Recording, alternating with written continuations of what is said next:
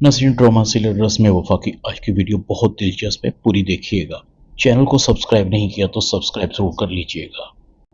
अलिशबा अपनी माँ को कहती है, कुछ भी हो, ज़ारा का सुकून मैं बर्बाद करके रखूंगी। उसकी वजह से मेरी जिंदगी बर्बाद हुई है। फरिया अलिशबा को कहती है, तुम्हारा तो दिमाग खराब हो गया है। कब तक इन झमेलों में पड़ी रहोगी? तुम्हें क्यों समझ नहीं आती? उसामा तुम्हारी किस्मत में नहीं था, मगर तुमने उसे दुनिया का आखिरी लड़का समझ लिया। अलिशबा कहती है, मॉम, ज़ारा अगर चाहती तो वो अपने भाई को फोर्स करती, उसामा नूर से शादी ना करता। फरिया कहती है, हो गई शादी, अब कुछ नहीं हो सकता। जितनी जल्दी बात समझ जाओ उतना ही अच्छा है तुम्हारे लिए।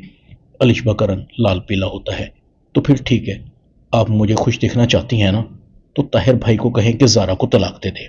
फरिया कहती है, तुम्हारे कहने से ताहिर कभी ऐसा नहीं करेगा, उल्टा वो हमसे भी दूर हो जाएगा। दूसरी तरफ इरम भी सोचों में गुम थी। सब मुझे उसामा से दूर करने पर तुले हुए हैं, मगर मैं उसामा को पाकर रहूंगी, चाहे मुझे इसके लिए कुछ भी करना पड़े। वलीद इरम को कॉल करता है। कब से इरम तुम्हें कॉल्स कर रहा हूं, मगर मजाल है कि मुझे रिप्लाई करो। तुम कितने मैसेज किए हैं? इरम कहती है, मैं तुम्हारी कॉल्स और मैसेजेस का जवाब देना जरूरी नहीं समझती। वलीद कहता है, क्या मतलब है तुम्हारा? मैं कोई गैर थोड़ी हूं, अनकरीब हमारी शादी होने वाली है।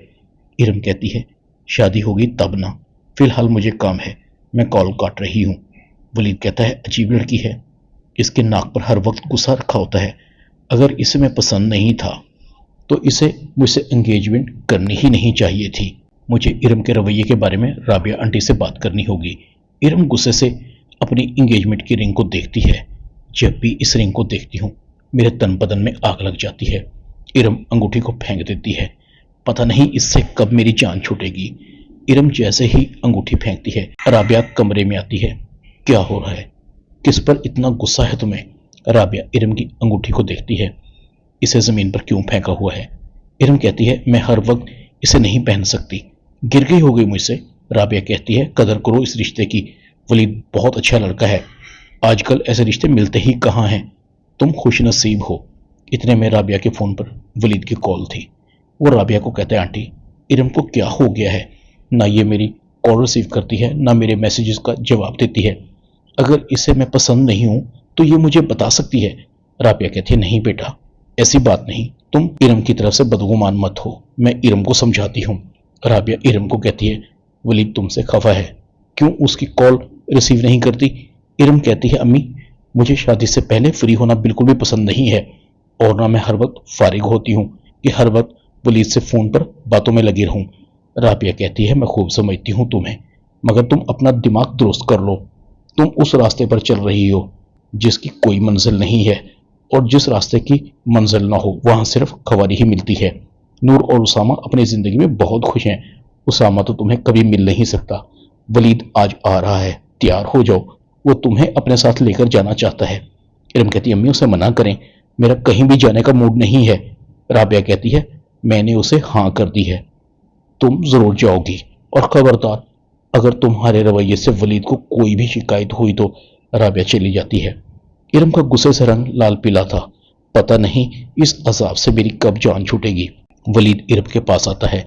वलीद इरम को कहता है, मुझे लगता है कि आपको मुझसे शादी पर फोर्स किया जा रहा है। क्या मैं पूछ सकता हूं, आप किसी और को पसंद तो नहीं करती? इरम कहती है, अगर मैं कहूं कि मैं किसी और को पसंद करती हूं तो आप मुझसे शादी से इनकार कर देंगे। वलीद कहता है, अगर ऐसा है तो मैं इस इंगेजमेंट को खत्म कर दूंगा। वैसे भी मैं देख रहा हूं तुमने इंगेजमेंट रिंग भी नहीं पहनी हुई। इरम कहती है, आप काफी होशियार लगते हैं, समझदार भी हैं, मगर मुझ पर एक एहसान कीजिएगा, मेरे घर वालों को यह पता ना लगे कि इंगेजमेंट खत्म करने का मैंने कहा है आपको। वलीद कहता है, मैं बुराई अपने सर क्यों लूं? शादी आप नहीं करना चाहती तो इनकार भी आपको ही करना होगा।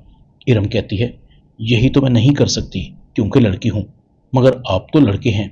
इरम को अचानक से उसामा मिल जाता है। इरम उसामा के पास पहुंचती है, इस अंदाज से मिलती है कि वलीद को अंदाजा हो जाए कि वो उसामा से मोहब्बत करती है। वलीद भी दिल ही दिल में सोचता है, ये उसामा इरम की एकतरफा मोहब्बत लगती है, क्योंकि मैंने उसामा की तरफ से गर्मजोशी नहीं देखी। दूसरी बात, उसामा अपनी वाइफ के साथ मुझे बहुत खुश लगता है। इरम घर आ जाती है। नूर उसामा को कहती है, उसामा, इरम को आपके पास वलीद को छोड़कर इस तरह से नहीं आना चाहिए था। वलीद क्या सोचता होगा इरम के बारे में। उसामा कहता है हाँ, मुझे भी इरम का वलीद को इस तरह छोड़कर मेरे पास आना अच्छा नहीं लगा। पता नहीं मुझे इरम की समझ नहीं आ रही, आखिर उसके दिमाग में चल क्या रहा है। नूर दिल ही दिल में सोच रही थी, आपको कैसे बताऊं कि वो आपसे मोहब्बत करती है, आपसे शादी करना चाहती थी। नूर कहती है उसामा एक बात कहूं, आप भी इरम से ज्यादा मत मिला करें, उसे जिम्मेदारियां संभालने दें। कब तक आप इरम को उंगली पकड़कर चलना सिखाएंगे।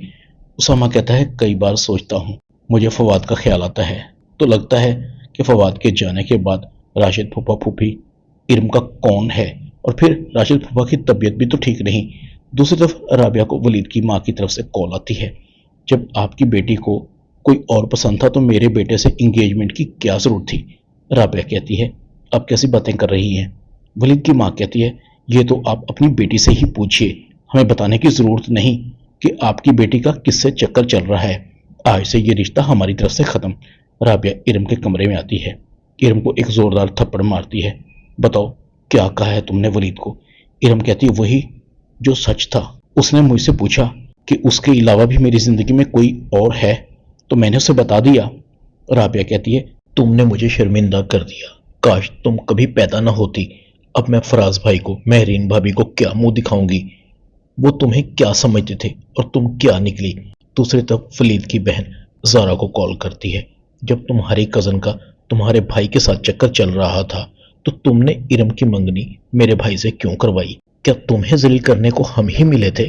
मैं तो तुम लोगों को बहुत अच्छी समझती थी जारा, तुम तो मेरी सबसे अच्छी सहेली थी, मगर तुमने क्या किया। जारा परेशान थी, अपनी माँ को कॉल करती है। महरीन को कहती है अम्मी क्या हो रहा है, इरम और उसामा का क्या चक्कर है।